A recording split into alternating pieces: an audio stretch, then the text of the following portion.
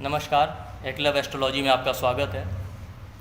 हमारे पास बहुत सारी क्वेरी हेल्थ रिलेटेड टॉपिक्स पे आ रही थी, तो मैंने सोचा आज मेडिकल एस्ट्रोलॉजी पे ही वीडियो बनाया जाए और आने वाले एक वीडियोस में हम एक एक करके सारे हेल्थ टॉपिक्स को कवर करेंगे, जैसे कैंसर है, डायबिटीज़ है, ऑटिज़म है या सेरेब्रल पाल्सी है और भी डेवलपमेंटल डिसऑर्डर्स हैं, उन सभी पे आज हम स्पेसिफिकली बात करेंगे। वो डाइजेशन पे और फीमेल्स में जो पीसीओडी या मेंस्ट्रुअल फ्लो का प्रॉब्लम हो जाता है और सैटर्न का इसमें क्या रोल है। आप देखेंगे सैटर्न को जो है अपान वायु का कारक बताया गया है। हमारे आयुर्वेद में 5 प्रकार की वायु बताई गई, प्राण, उदान, समान, व्यान और अपान। और एस्ट्रोलॉजी में भी हम सैटर्न को वात का कारक मानते हैं, पर अगर हम उसको फर्दर क्लासीफाई करें तो स्पेसिफिकली वायु में भी अपान वायु का कारक सैटर्न है, जैसे जुपिटर प्राण वायु का कारक है। और एस्ट्रोलॉजी में भी हम मानते हैं ना कि कोई भी डिज़ीज़ का कारक सैटर्न है, 8th हाउस का कारक सैटर्न बताया गया। कोई भी डिज़ीज़ हो या कोई भी पेन हो बॉडी में कहीं भी किसी भी पार्ट में, वो बिना सैटर्न के नहीं होता। इवन कोई भी इवेंट जब तक सैटर्न ट्रांजिट में उसे एक्टिवेट ना करे किसी इवेंट को, तब तक वो इवेंट नहीं होता। इसी तरह आप आयुर्वेद में जाएंगे, बिना वात दोष के कोई भी डिज़ीज़ नहीं होती। 3 दोष बताए गए, वात, पित्त और कफ।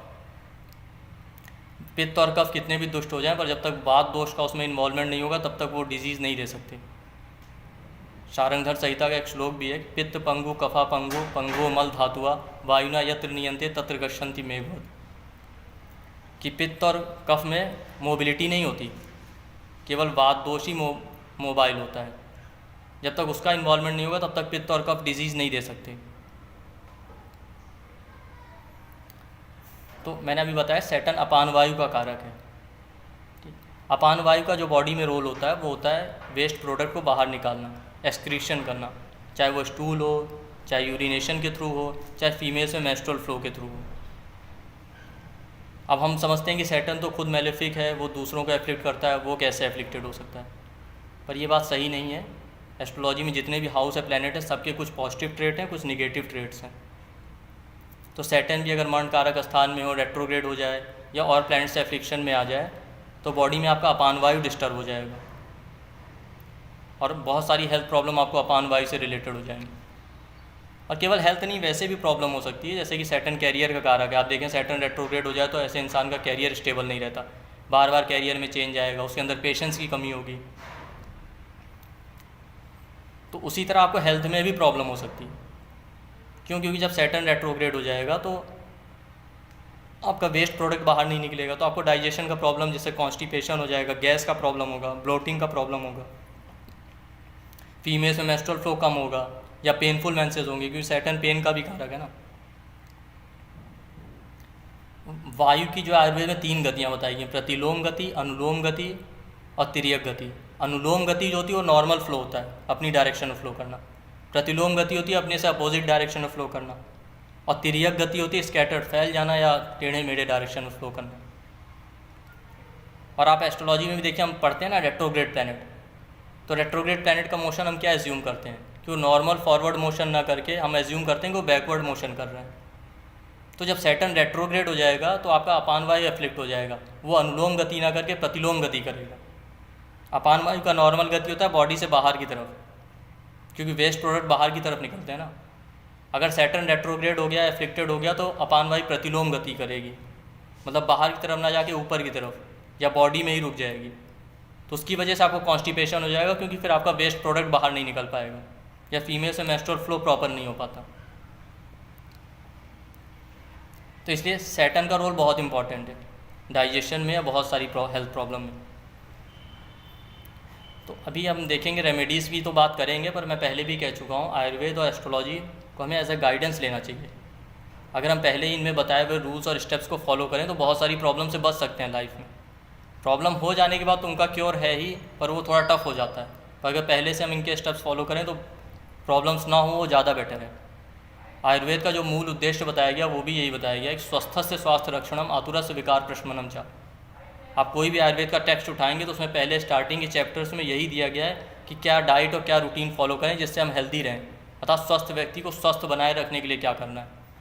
उसके बाद उन्होंने बताया कि अगर डिजीज़ हो जाती है तो फिर क्या क्या ट्रीटमेंट है। तो जब भी सैटर्न रेट्रोग्रेड हो जाएगा या एफ्लिक्टेड होगा चार्ट में, मरण कारक स्थान में होगा, स्पेसिफिकली जब रेट्रोग्रेड होगा तो आपको पीसीओडी, फाइब्रॉइड और डाइजेशन का प्रॉब्लम, कॉन्स्टिपेशन का प्रॉब्लम, गैस का प्रॉब्लम ज़रूर होगा। ऑल्दो इन प्रॉब्लम्स के लिए और भी चीज़ें देखनी पड़ेंगी चार्ट में, जैसे कि डाइजेशन का प्रॉब्लम है तो 5th और 6th हाउस एफ्लिक्टेड होगा, पीसीओडी का प्रॉब्लम है, मेंस्ट्रुअल फ्लो का प्रॉब्लम है तो वीनस मून कंजंक्ट होंगे, या 7th और 8th हाउस एफ्लिक्टेड होगा फायरी प्लैनेट से या सैटर्न से ही एफ्लिक्टेड होगा। वीनस मून, क्योंकि वीनस रिप्रोडक्टिव सिस्टम का कारक है और मून ब्लड फ्लो का कारक है, और दोनों एनिमिकल प्लैनेट है, दोनों अगर कंजंक्ट हो गए तो एक दूसरे को एफ्लिक्ट कर देते हैं। ऐसे में मेंस्ट्रुअल फ्लो कम होता है। तभी इनका रेमेडी क्या है? ठीक है, ट्रीटमेंट तो बात की बात है, लेकिन कैसे हम इस प्रॉब्लम से बच सकते हैं, क्या रूटीन, क्या लाइफस्टाइल और क्या डाइट फॉलो करें। तो सैटर्न क्या, सैटर्न पैरों का कारक होता है ना, तो सैटर्न का सबसे अच्छा रेमेडी ये है कि आप मॉर्निंग वॉक पे जाएं। सैटर्न फिजिकल हार्डवर्क का भी कारक है, तो जब आप मॉर्निंग वॉक पे जाएंगे तो आपके पैर का मोशन होगा, फिजिकल वर्क भी करेंगे। और देखिए सैटर्न जब रेट्रोग्रेड होता है या सैटर्न एफ्लिक्टेड हो तो हमें, आप देखिए ऐसे आदमी को स्ट्रेस बहुत ज़्यादा होता है, ठीक है, एंजाइटी बहुत होती है। जब भी आप देखें सैटर्न रेट्रोग्रेड होगा, ऐसा आदमी हमेशा प्रेशर में रहेगा, हमेशा प्रेशर में, क्योंकि सैटर्न जो है बर्डन और रिस्पॉन्सिबिलिटी का भी कारक है ना, तो ऐसा आदमी बर्डन बहुत लेता है। तो आप मॉर्निंग वॉक पे जाएंगे तो आप स्ट्रेस भी आपका कम रहेगा, स्ट्रेस भी नहीं होगा, फिजिकल हार्डवर्क भी होगा, ठीक है, क्योंकि बहुत सारी डिजीज़ का कारक तो आजकल स्ट्रेस हो गया है। तो पहला स्टेप यही है कि आप मॉर्निंग वॉक करें, उससे आपका सैटर्न भी अच्छा रहेगा, आप बहुत सारी हेल्थ प्रॉब्लम से बच सकते हैं।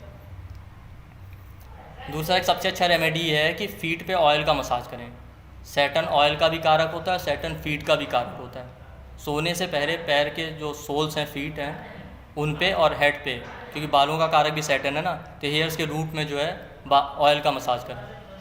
कोई भी ऑयल आप ले सकते हैं जो आपको सूटेबल लगे।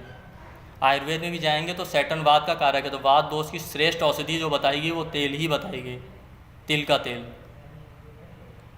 कि वात का जो गुण बताया गया वो रूक्ष बताया गया, तो उसके लिए आपको स्नेहन चिकित्सा बताई गई। तो हाँ, तेल को श्रेष्ठ औषधि बताया गया वात का। और एस्ट्रोलॉजी में भी देखिए सैटर्न का रेमेडी हम करते हैं तो पीपल के पेड़ पे तेल चढ़ाना, तेल का दिया जलाना, यही करते हैं ना। तो आप सोने से पहले फीट में और बालों के रूट के हेयर्स के रूट में जो है ऑयल का मसाज करें।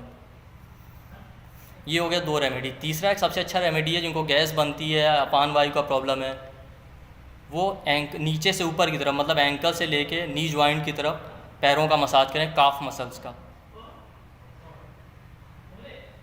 क्योंकि देखिए सैटर्न पैरों का कारक है, ठीक है।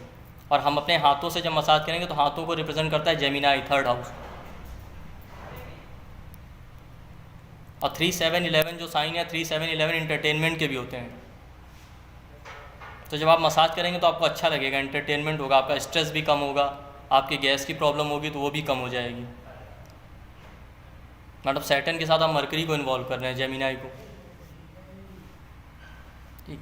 और ये 3 स्टेप हो गए। ये तीनों स्टेप्स अगर आप फॉलो करते हैं तो बहुत सारी प्रॉब्लम से आप बच सकते हैं, ठीक है। और इसका सबसे अच्छा रेमेडी क्या है? सैटर्न क्या होता है? सैटर्न जो है स्टेल फूड का भी कारक होता है, cold refrigerated food, stele food या फास्टिंग। और वात दोष को जो दुष्ट करने के कारण बताए गए आयुर्वेद में, उसमें आप देखेंगे ज़्यादा देर भूखे रहना है, ठंडी चीज़ें खाना है, बासी खाना खाना, ये भी वात को प्रकोपित करता है। तो आजकल क्या होते हैं, वर्किंग होने की वजह से लोग फ्रिज का रखा खाना खा लेते हैं, कोल्ड ड्रिंक पीना, ठीक है, ठंडी चीज़ें ज़्यादा खाना, ये करते हैं। तो ये चीज़ें अवॉइड करनी चाहिए। आप अक्सर फीमेल्स में भी देखेंगे जो मेंस्ट्रुअल फ्लो का प्रॉब्लम होता है इसी वजह से होता है। वो ड्यूरिंग मेंसेस वो क्या करती हैं, कोल्ड फूड लेना, फ्रिज का पानी पीना, ये सब ज़्यादा करती हैं।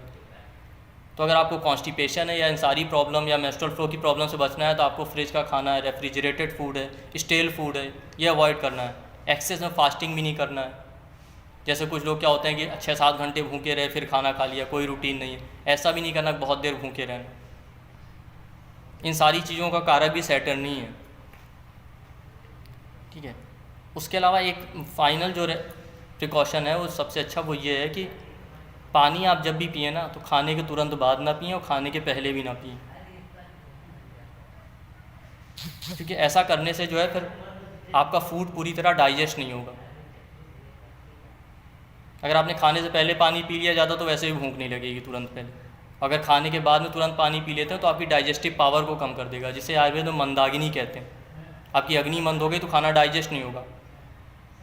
उसकी वजह से आयुर्वेद में कहा जाता है आम दोष पैदा हो जाता है। उससे भी फिर आम दोष का अर्थ होता है मतलब खाना डाइजेस्ट नहीं हुआ, और कोई चीज़ अगर डाइजेस्ट नहीं हुई तो पड़े पड़े सड़ रही होगी। इसी तरह फूड भी आपकी बॉडी में पड़ा रहेगा तो सड़ेगा ही, उससे भी आपको गैस और एसिडिटी का प्रॉब्लम हो जाएगा। तो तुरंत खाने के बाद पानी नहीं पीना चाहिए, ना खाने के पहले। खाने के बीच में थोड़ा थोड़ा पानी सिप सिप करके पी लेना चाहिए। तो आप ये सारे स्टेप्स को फॉलो करेंगे तो हेल्थ की प्रॉब्लम, पीसीओडी, डाइजेशन और मेंस्ट्रुअल फ्लो का जो प्रॉब्लम है उनसे बच सकते हैं। ये सारे सैटर्न के प्रैक्टिकल रेमेडीज़ हैं। मंत्र पूजा पाठ तो अपनी जगह है, वो तो आप कर सकते हैं कि पीपल के पेड़ में दिया जलाएं, पीपल के पेड़ में तेल चढ़ाएं, ओम नमो नारायणाय मंत्र का जाप करें, अष्टाक्षरी मंत्र, वो सब ठीक है। लेकिन ये प्रैक्टिकल रेमेडीज़ हैं, इनको करने से आप सैटर्न को अच्छा करेंगे अपना, और उससे आप बहुत सारी हेल्थ प्रॉब्लम से बच सकते हैं। और सैटर्न की और भी प्रॉब्लम है ना, जैसे कैरियर का प्रॉब्लम है या कोई भी प्रॉब्लम है, उससे आप बच सकते हैं। तो ये वीडियो आज का जो डाइजेशन और मेंस्ट्रुअल सैटर्न से रिलेटेड था, जो कि डाइजेशन की प्रॉब्लम दे सकता है आपको, पीसीओडी का प्रॉब्लम दे सकता है। तो आई होप आप सभी ये स्टेप्स फॉलो करेंगे। पीसीओडी तो आजकल बहुत कॉमन हो गया है फीमेल्स में, हर एक यंग फीमेल्स में पीसीओडी होने ही लगा है, मोर देन 90% केसेस में। और डाइजेशन का भी प्रॉब्लम।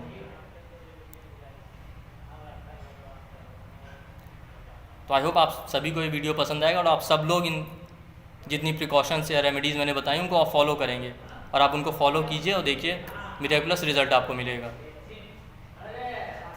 तो अब अगले वीडियो में मिलेंगे हम लोग, और मैं अगले वीडियो में ऑटिज़म पे डिस्कशन करूँगा, क्योंकि बहुत सारी क्वेरीज ऑटिज़म को लेकर आ रही हैं मेरे पास।